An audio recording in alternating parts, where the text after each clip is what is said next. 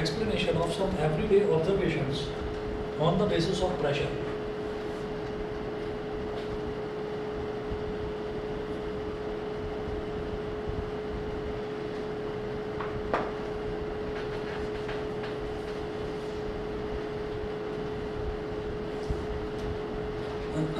Explanation of some everyday observations on the basis of pressure.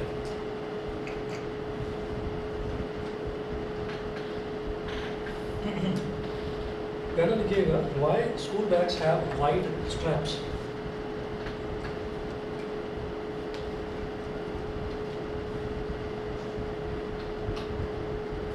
Why school bags have wide straps.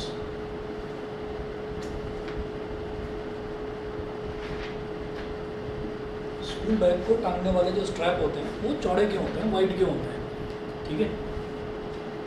तो हम ये देखते हैं कि स्कूल बैग अगर मान लीजिए हमने कंधों पर टांगा तो सारा का सारा प्रेशर जो है वो कहाँ पर आएगा, हमारे कंधों पर आएगा, left shoulder right shoulder left shoulder दोनों पर प्रेशर आ जाएगा। तो आप ये देखिएगा कि प्रेशर जो है वो डिक्रीज़ कब होता है, प्रेशर कम कब होता है, प्रेशर कम तब होता है जब एरिया ऑफ कॉन्टैक्ट ज़्यादा हो। जैसे हम ये जानते हैं कि प्रेशर का फॉर्मूला क्या है, pressure is equal to force upon area. यहाँ पर जो एरिया होता है that area is area of contact. तो बैग की अगर हम बात करेंगे तो बैग का जो स्ट्रैप है, जब हम बैग को टांगते हैं तो बैग को जब हम टांगते हैं तो क्या होता है कि ये जो स्ट्रैप है वो पूरा इस तरीके से यहाँ पर शोल्डर पर ऐसे चिपक कर आता है, ऐसे ही जो दूसरा वाला है वो इधर वाले शोल्डर पर चिपक कर आ जाता है। तो जो एरिया ऑफ कांटेक्ट है, मतलब वो जो स्ट्रैप है वो हमारी बॉडी की जो कांटेक्ट में है वो वाला जो एरिया है वो जितना ज़्यादा होगा, एरिया जितना ज़्यादा होगा प्रेशर उतना ही कम लगेगा। समझ रहे मेरी बात। तो एरिया, क्योंकि एरिया क्या है, एरिया प्रेशर के इनवर्सली प्रोपोर्शनल है, एरिया ज़्यादा होगा तो प्रेशर कम लगेगा। तो इसका मतलब क्या है कि जितने ज़्यादा चौड़े स्ट्रैप्स होंगे उतना मेरे को प्रेशर मेरे कंधों पर कम पड़ेगा। समझ रहे समझ गए ना ये चीज़ कि एरिया ज़्यादा होगा तो प्रेशर कम होगा, इनवर्सली प्रोपोर्शनल है। ये चीज़ समझते हैं ना सभी बच्चे। चलिए तो यहाँ पर आप नोट करें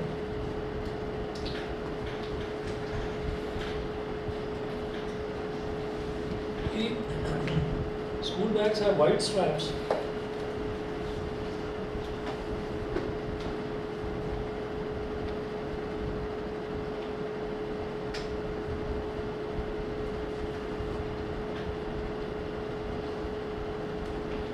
School bags have wide straps so that the weight of bag may fall over a large area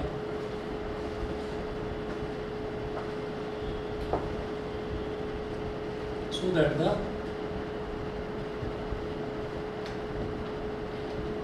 weight of bag fall over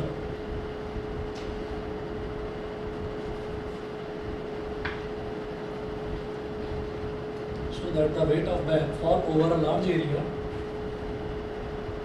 of the shoulder of the child fall over a large area of the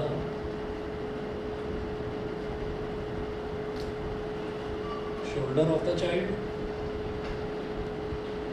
fall over a large area of the shoulder of the child producing less pressure on the shoulder.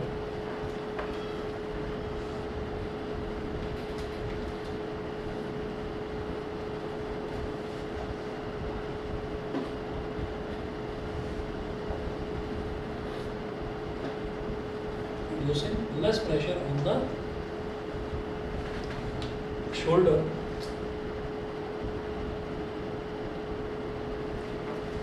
and due to less pressure and due to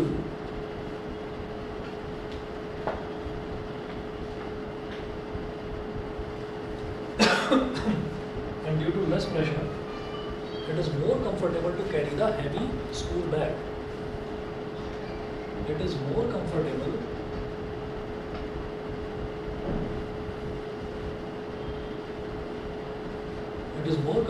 to carry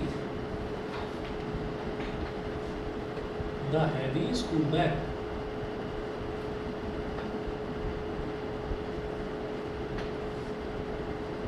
Second एक practical example Why a sharp knife cuts better than a blunt knife?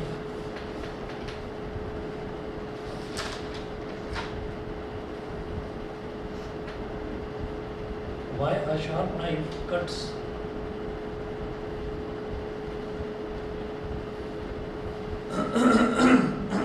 better than a blunt knife?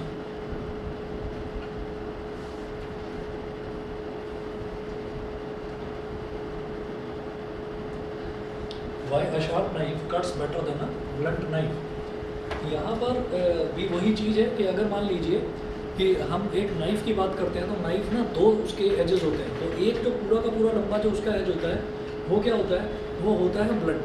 तो blunt वाला as जो है वो एक तरफ होगा और उसके जस्ट अपोजिट यानी कि उसके पीछे की तरफ जो है वो शार्प वाला एज होता है। तो शार्प वाले एज का क्योंकि एरिया बहुत कम होगा, अगर आप देखें किसी भी चाकू की बात करें तो चाकू ऐसे हो गया, मान लीजिए हमने कहा कि ये चाकू है,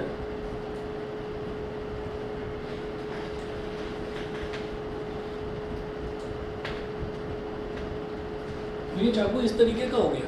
तो अब आप ये देखिएगा कि ये जो मैंने ऊपर थोड़ा सा इसकी विड्थ दिखाई है, इसका मतलब क्या है कि ऊपर वाला जो एरिया है वो ब्लंट है, वो ब्लंट है। ब्लंट मतलब वो शार्प नहीं है, तो इसका मतलब उसका एरिया नीचे वाले के कंपैरिजन में तो ज़्यादा ही हुआ ना। नीचे वाले के कंपैरिजन में तो ऊपर वाले पोर्शन का एरिया ज़्यादा हुआ। तो जब एरिया ज़्यादा है, जब एरिया ज़्यादा है तो प्रेशर कम। तो आप किसी एप्पल को काटोगे तो प्रेशर जो है प्रेशर कम पड़ेगा। क्यों? क्योंकि एरिया ज़्यादा है। अगर आप ब्लंट साइड से काटोगे, वहीं आप शार्प साइड से काट रहे हैं, तो शार्प साइड में क्या है कि हल्की सी भी अगर आप फोर्स लगाएंगे तो क्योंकि उसका एरिया ऑफ कांटेक्ट बहुत कम है तो हल्की सी फोर्स से भी बहुत ज़्यादा प्रेशर प्रोड्यूस हो जाएगा। तो आपने तो हल्की सी फोर्स लगाई और उसने पूरा एप्पल को एकदम से काट दिया। समझ गए? ठीक है। तो एरिया ऑफ कांटेक्ट जितना कम होगा प्रेशर उतना ही ज़्यादा। ठीक है। तो एक तरीका ये है कि भाई प्रेशर को आप मतलब बिल्कुल ब्लंट वाली साइड से नहीं, मुझे ब्लंट वाली साइड से ही काटना है, तो वो प्रेशर कैसे बढ़ेगा? वो प्रेशर ऐसे बढ़ेगा क्योंकि एरिया ऑफ कांटेक्ट तो उसका ज़्यादा है। भाई इधर का एरिया तो ज़्यादा है, ब्लंट साइड से अगर आप काटेंगे तो एरिया तो ज़्यादा है, तो फिर आपको फोर्स ही बढ़ाना पड़ेगा। प्रेशर इंक्रीज़ करने के लिए आपको फोर्स बढ़ाना पड़ेगा, तो बहुत ज़्यादा आपको फोर्स लगाना पड़ेगा तब जाकर वो कटेगा। और वहीं अगर हम शार्प साइड से करते हैं तो उसका एरिया बहुत कम हो गया तो प्रेशर ऑटोमेटिकली इंक्रीज हो जाएगा, आपको हल्के से फोर्स से ही आपका काम चल जाएगा। समझ गए? नहीं समझे? चलिए तो नोट करिएगा।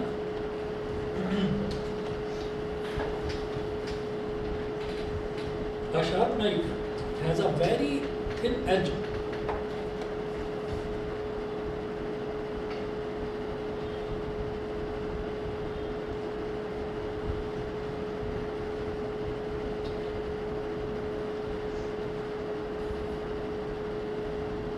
A sharp knife has a very thin edge to its blade.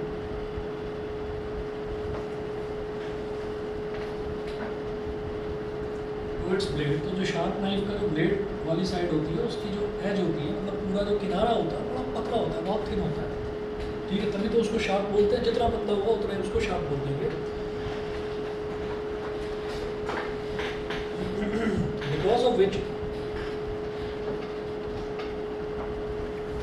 यहीं पर लिखना कॉमा करके, because of which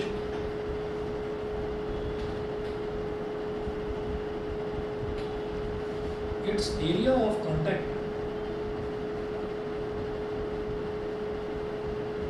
because of which its area of contact to the object to be cut,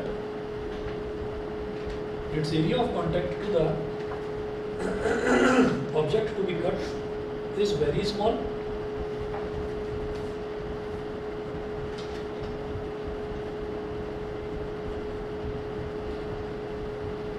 and thus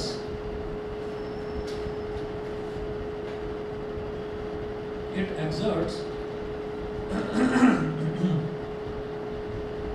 large pressure, thus it exerts large pressure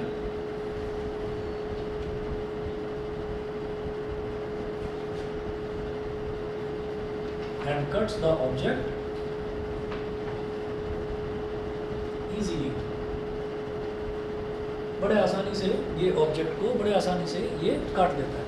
आपने notice करा होगा कि अगर मैं इसी चीज़ को अगर मैं स्कूल बैग्स पर अप्लाई करके देखूँ तो स्कूल बैग्स पर वाइट स्ट्रैप्स हैं, वाइट स्ट्रैप को छोटा करो छोटा करो छोटा करो और इतना छोटा कर दो कि बिल्कुल आप बारीक एक वायर बना दीजिए, ठीक है, बारीक एक वायर बना दीजिए।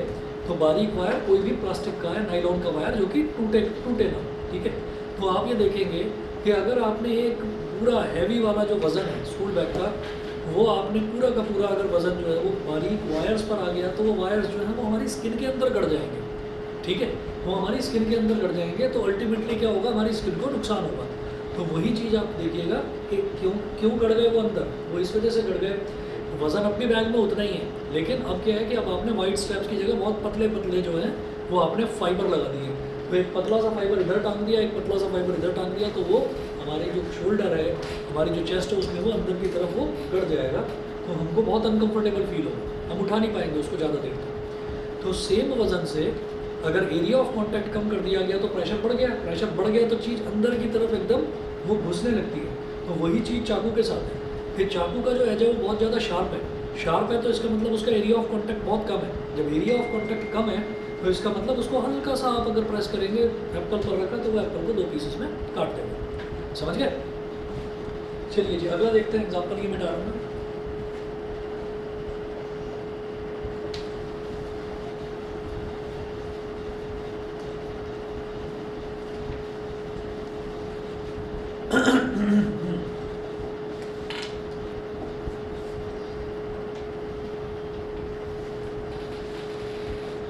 अगला है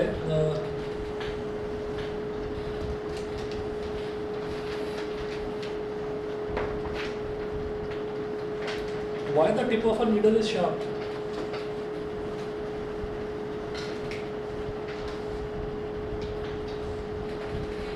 तो ये आप समझ लीजिए, ये जो मैं लिखवा रहा हूँ ना एग्जाम्पल, ये डायरेक्ट क्वेश्चन पूछे जाते हैं एग्जाम में। क्या एक्सप्लेन करिए why the tip of a needle is sharp, ठीक है।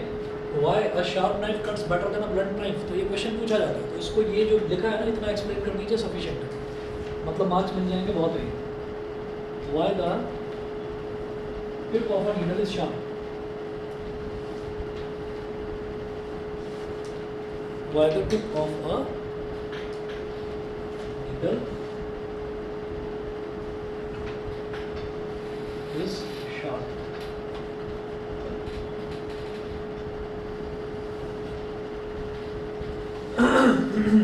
सोचिएगा कोई सिलाई मशीन है, सुइंग मशीन देखिए, जिस पर वो टेलर काम करता है, वो cut cut cut cut cut cut कपड़े जो है वो सिलता चला जाता है। वो उसका जो नीडल है, नीडल बहुत ज़्यादा शार्प होती है, बहुत ज़्यादा शार्प नीडल है। तो इसका मतलब उससे फ़ायदा क्या होता है, उससे फ़ायदा ये होता है कि वो कपड़े को बड़ी आसानी से पियर्स करती हुई नीचे चली जाती है थ्रेड को लेकर, और फिर अगली साइकिल में जब एक बार उसका साइकिल घूमता है तो एक बार वो नीडल नीचे जाती है, फिर दूसरी बार जब साइकिल घूमता है तो वो नीडल ऊपर आती है, ऊपर नीचे आती जाती है। और जो उसके ऊपर एक प्रेस करने का एक छोटा सा एक सेक्शन लगा रहता है, वो कपड़े को आगे की तरफ प्रेस करता है। तो वो कपड़े को आगे की तरफ मूव करता है और नीडल ऊपर नीचे जाती है, तो वो थ्रेड को ऊपर नीचे लेकर जाती है अपने साथ में।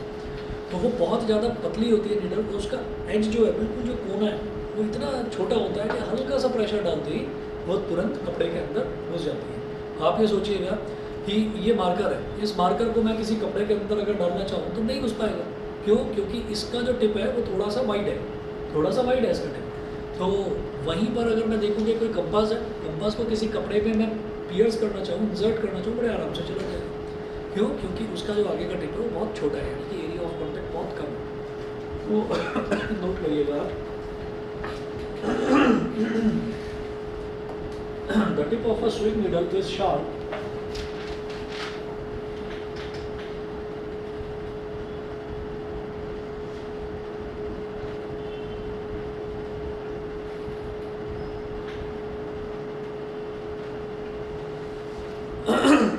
the tip of a sewing needle is sharp so that due to its sharp tip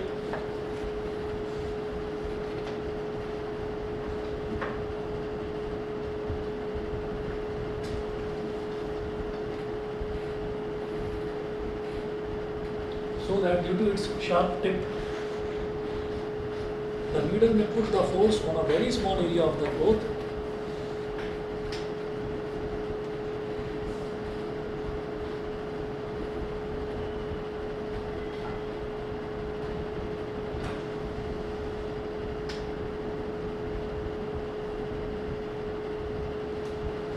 on a very small area of the cloth.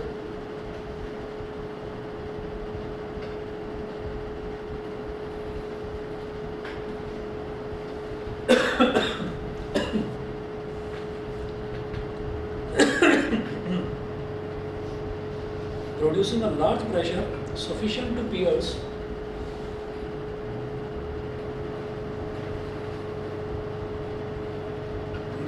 a large pressure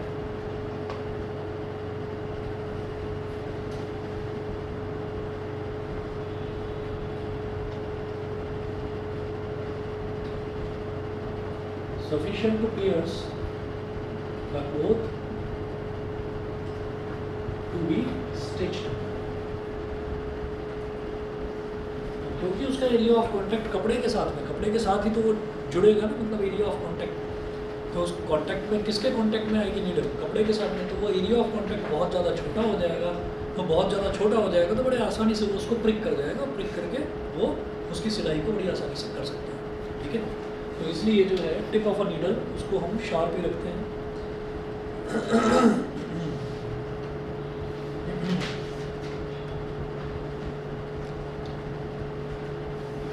Why the pressure? Fourth लिखिए, why the pressure on ground is more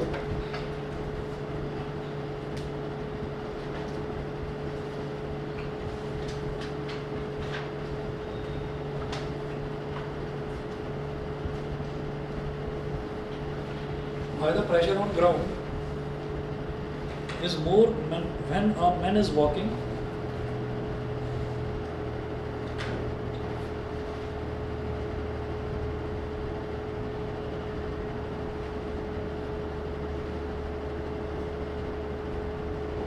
why the pressure on ground is more when a man is walking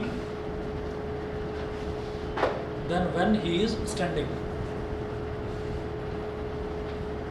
Then when he is standing.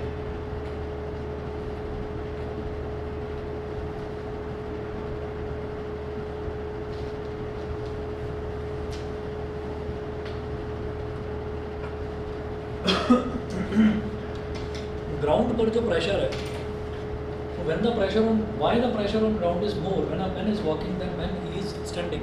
बताएंगे? Ground पर जो pressure है, जब कोई आदमी चलता है तो ग्राउंड पर लगने वाला प्रेशर ज़्यादा होता है as compare to that condition when he is standing. तो जब वो स्टैंड खड़ा होता है तो उस टाइम जो है ग्राउंड पर पड़ने वाला प्रेशर जो है वो कम होता है। ऐसा क्या? सोचो।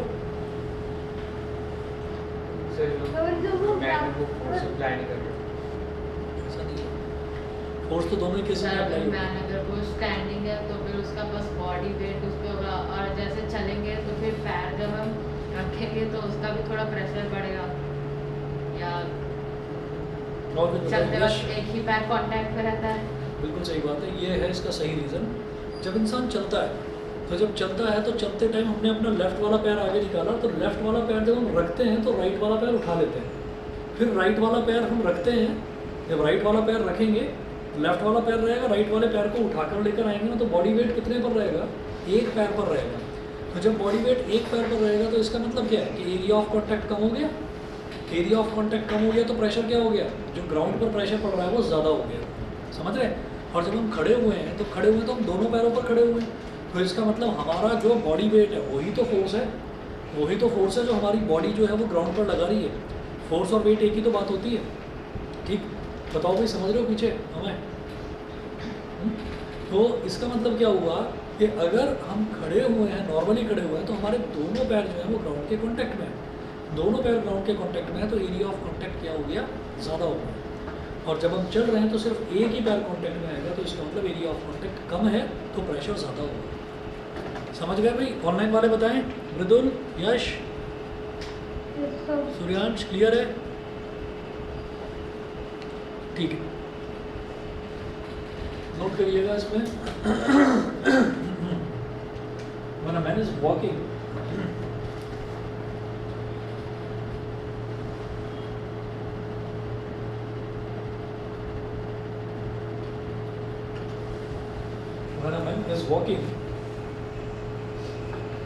when a man man is walking, comma, then at one time only his one foot is on the ground.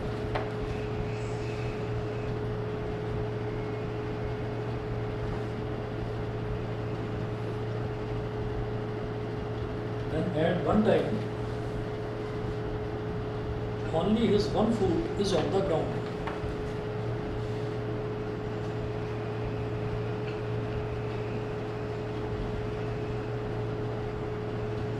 Only his one foot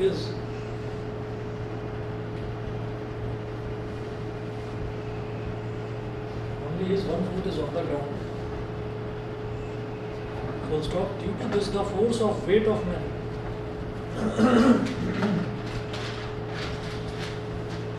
due to this,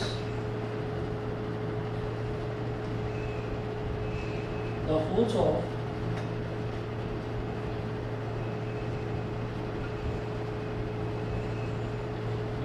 force of weight of man falls on a smaller area of the ground.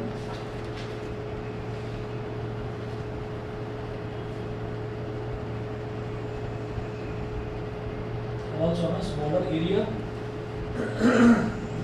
of the ground.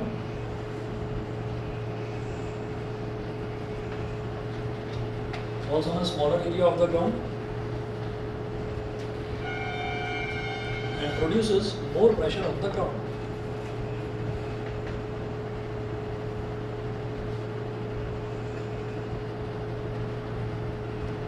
And produces more pressure on the ground.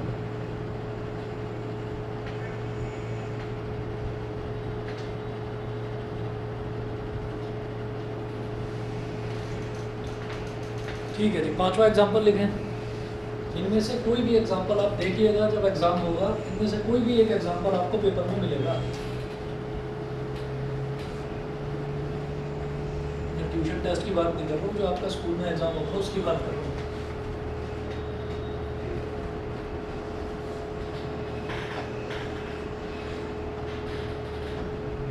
चलिए जी, fifth example note करिए। The tractors have broad tyres. Why the tractors have broad tires? लिखिए।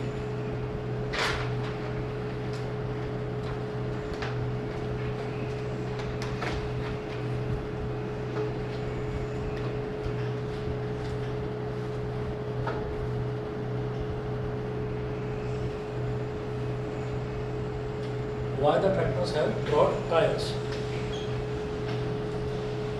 इसमें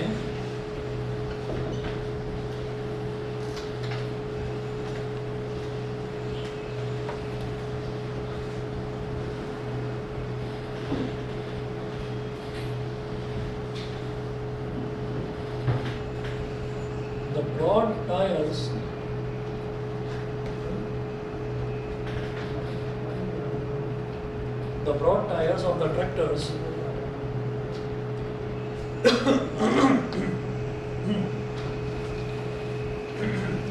the broad tires of the tractors provides a large area of contact between the tires and the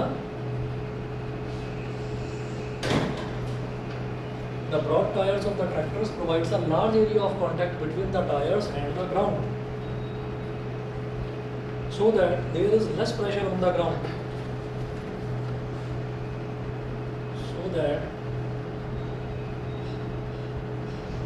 There is less pressure on the ground.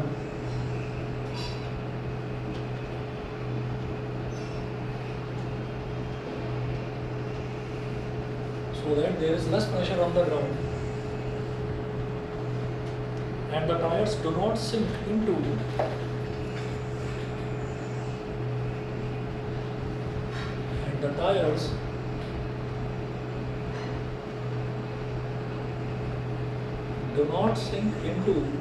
do not sink into comparatively soft ground in the fields. Comparatively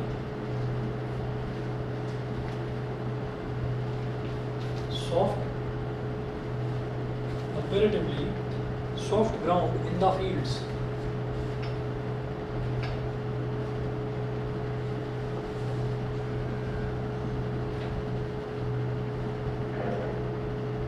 ठीक है, और tractor का use किस लिए करा जाता है कि जो हार्ड फील्ड हो चुका है उसको उसकी खुदाई करके उसको सॉफ्ट करनी है।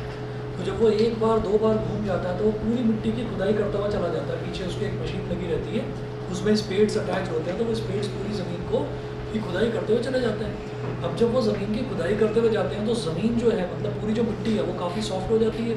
तो अगर टायर पतले होंगे तो ट्रैक्टर के इंजन का और उस पर बैठे हुए आदमी का इतना वज़न होता है वो तो दब जाएगा उस सॉफ्ट मिट्टी में। ठीक है, तो इस वजह से ट्रैक्टर के जो टायर हैं उनको चौड़ा रखा जाता है, वाइड रखा जाता है। वाइड टायर्स जो हैं उससे क्या होता है कि चौड़े टायर हैं तो चौड़े टायर का एरिया ऑफ कॉन्टैक्ट ग्राउंड के साथ में ज़्यादा होगा, और जब एरिया ऑफ कॉन्टैक्ट ज़्यादा होगा तो वो ग्राउंड में धंसेंगे नहीं, अंदर की तरफ फंसेंगे नहीं। समझ गए? क्लियर है भाई? बताओ। चलिए जी, तो ये आपका प्रेशर वाला कॉन्सेप्ट हुआ। इसके बाद में अगला टॉपिक नोट करेंगे, pressure in fluids. Pressure in fluids, इसमें बॉयंसी और आर्किमिडीज प्रिंसिपल वो वाला टॉपिक हमारा इसमें कवर होगा।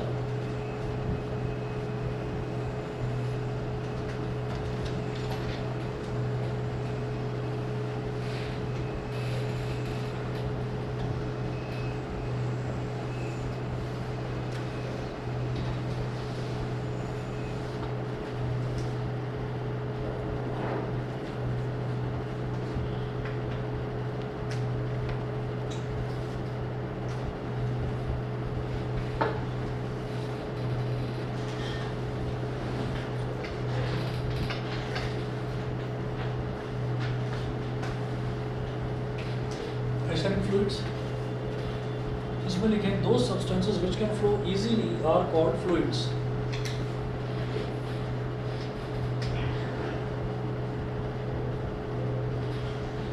Those substances which can flow easily are called fluids.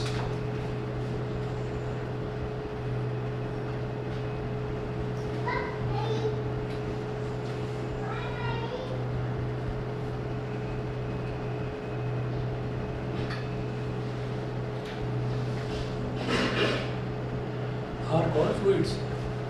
जितने सब्सटेंसेस हैं जो आसानी से फ्लो कर जाते हैं उन सबको हम फ्लूइड्स बोलते हैं, are called fluids. All the liquids and gases are fluids.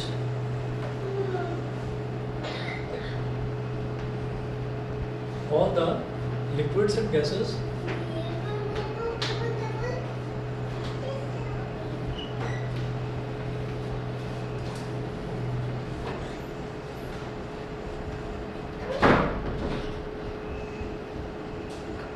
all the liquids and gases are fluids. तो जितने भी लिक्विड्स होते हैं और गैसेस होते हैं सबके सब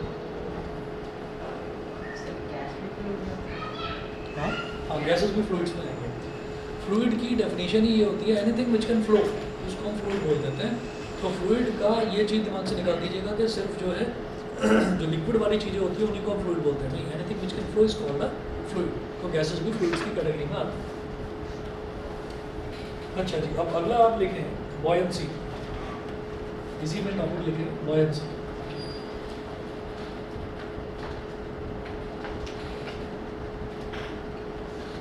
buoyancy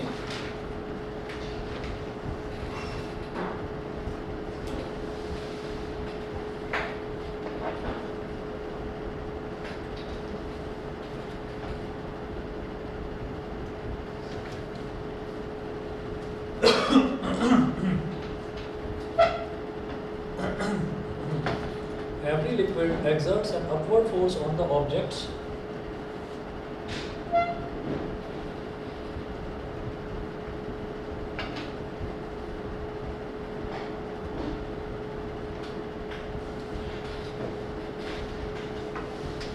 every liquid exerts an upward force on the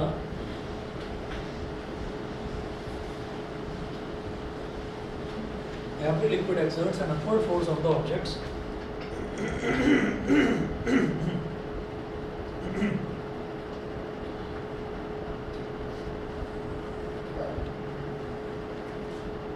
immersed in it, immersed in it,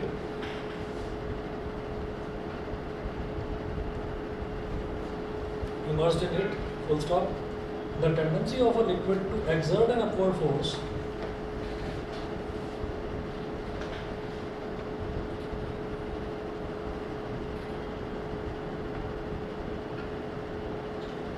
the tendency of a liquid to exert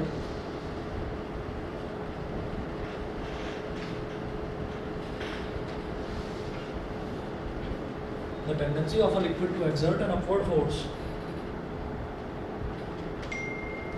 on an object placed in it, on an object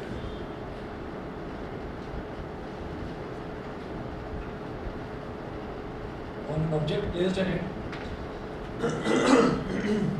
on an object placed in it is called buoyancy.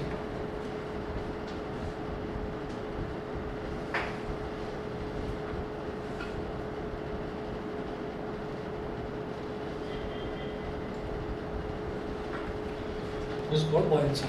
तो हम किसी भी object को अगर liquid के अंदर डालते हैं तो हमने ये देखा है कि लिक्विड के अंदर अगर किसी भी ऑब्जेक्ट को हमने इमर्स करा, उसके अंदर डुबाया, तो लिक्विड जो है वो उसके ऊपर थोड़ी बहुत अपवर्ड फोर्स लगाता जरूर है। अगर वो अपवर्ड फोर्स ना लगाता तो दुनिया में जो इतनी सारी नाव तैर रही हैं, जो इतने शिप्स चल रहे हैं पानी में, वो कभी चलते ही नहीं। ठीक है, तो ये एक ही कॉन्सेप्ट है ऐसा बॉयंसी। बॉयंसी क्या करता है कि जितना भी कोई भी चीज़ को अगर हम पानी के अंदर डालेंगे तो वो नीचे से एक बॉयंट फोर्स, एक अपवर्ड फोर्स लगेगी ज़रूर उस पर, जो उसको ये मतलब सरफेस पर फ्लोट करने के लिए मजबूर कर देंगे। तो उस फोर्स को हम बॉयंट फोर्स या बॉयंसी बोलते हैं। ठीक है, क्लियर है इतना?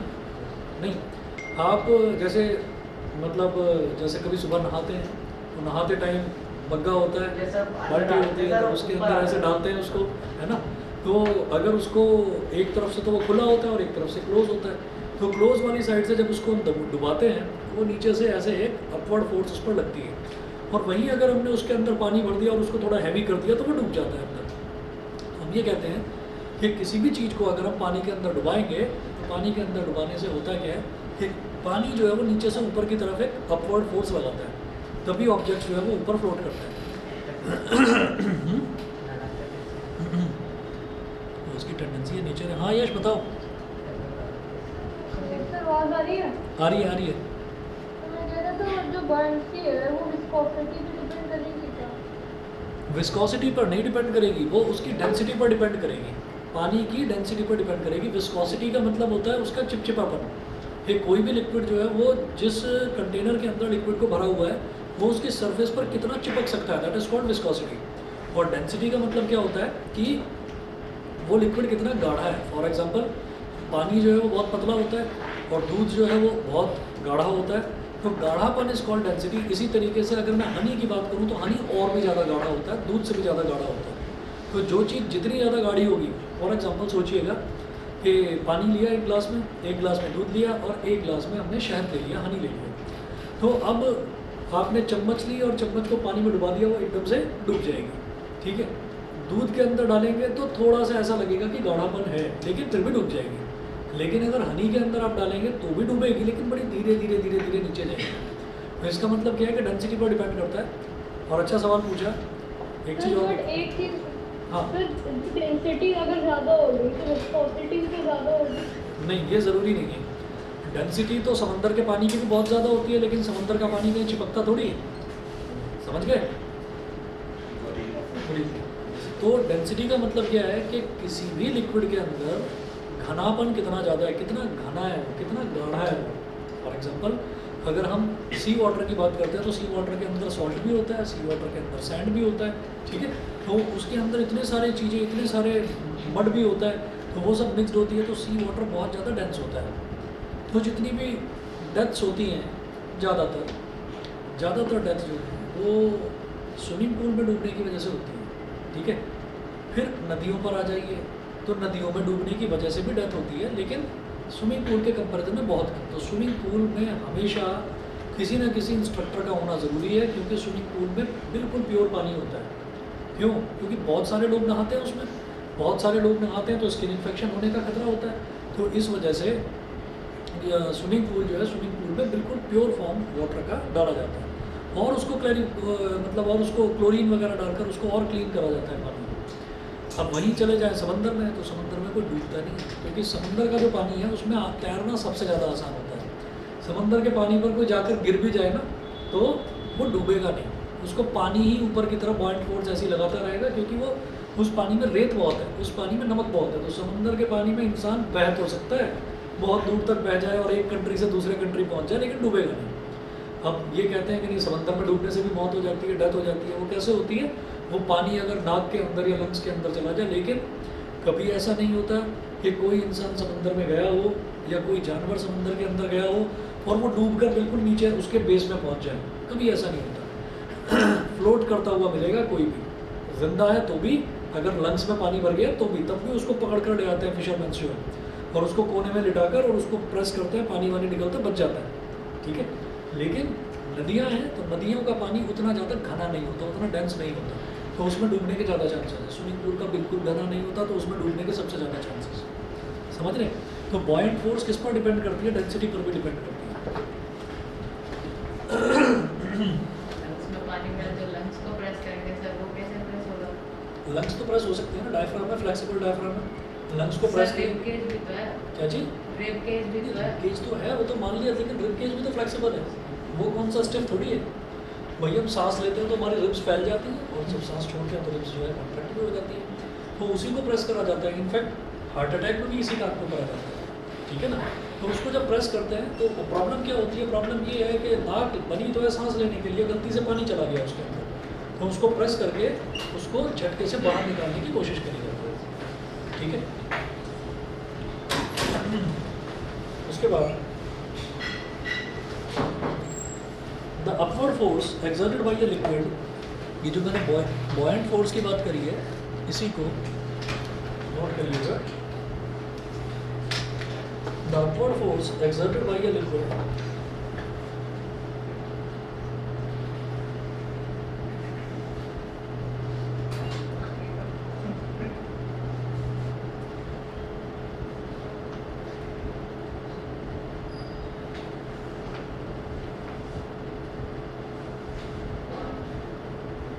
The upward force exerted by the liquid is also known as upthrust.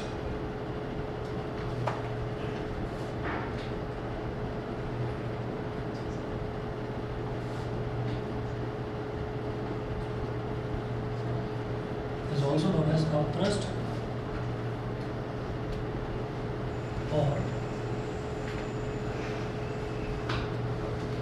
or buoyant force. जो अपवर्ड फोर्स लगती है, जो लिक्विड लगाता है अपवर्ड फोर्स नीचे से ऊपर की तरफ, उसको अपथ्रस्ट भी बोल देते हैं या फिर बॉयंट फोर्स भी बोल देते हैं। उसके बाद नेक्स्ट टॉपिक लिखेंगे factors affecting buoyant force.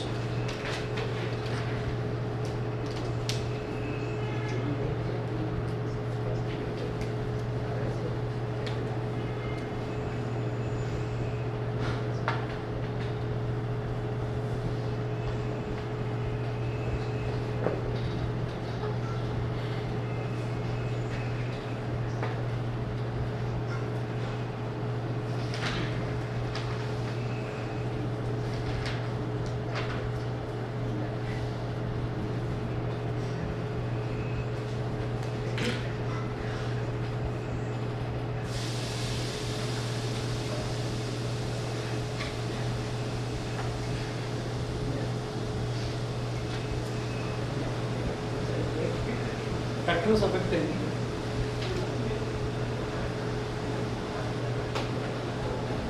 buoyant force.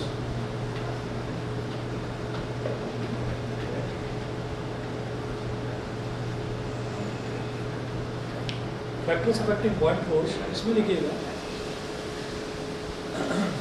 buoyant force acting on an object immersed in a liquid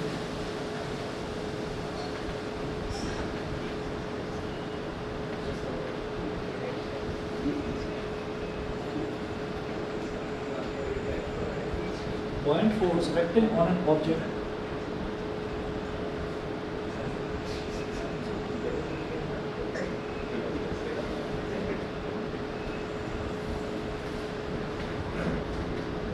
immersed in a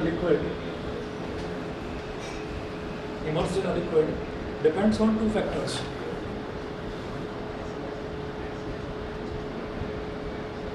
Depends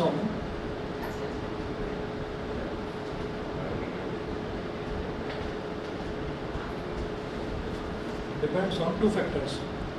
First, volume of object immersed in the liquid.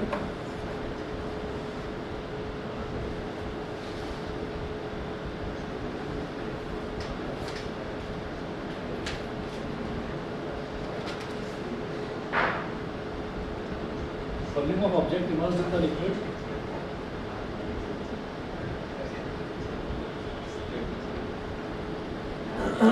Volume of object immersed in the liquid. और second है density of the liquid.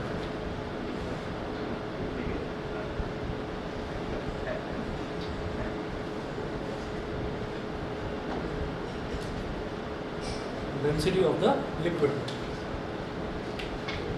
ठीक है, तो जो point force है वो depend करता है volume of object immersed in the liquid. Volume मतलब कितना बड़ा ऑब्जेक्ट है जिसको आप डुबा रहे हो उसके अंदर, उसकी वॉल्यूम कितनी ज़्यादा है. और दूसरा लिक्विड की डेंसिटी पर भी डिपेंड करता है कि जिस लिक्विड में आप किसी ऑब्जेक्ट को डुबा रहे हैं उस लिक्विड की डेंसिटी कितनी है. तो इन दो चीज़ों पर डिपेंड करता है. ठीक है, आज इतना ही करिए, बाकी नेक्स्ट क्लास में करेंगे. ठीक है, तो आज ट्यूसडे है. अगली जो आपकी क्लास है उसमें फिर टेस्ट है आपका टिश्यूज़ का, तो तैयार करके आइएगा. और मुझे एक बार रिमाइंड करा देना, मैं उसके फ़ोटोज़ भेजूँगा. NCERT के जो बैक क्वेश्चन हैं उसके सॉल्यूशन की फ़ोटो भेज दूँगा मैं टिश्यूज़ वाले चैप्टर. ठीक है.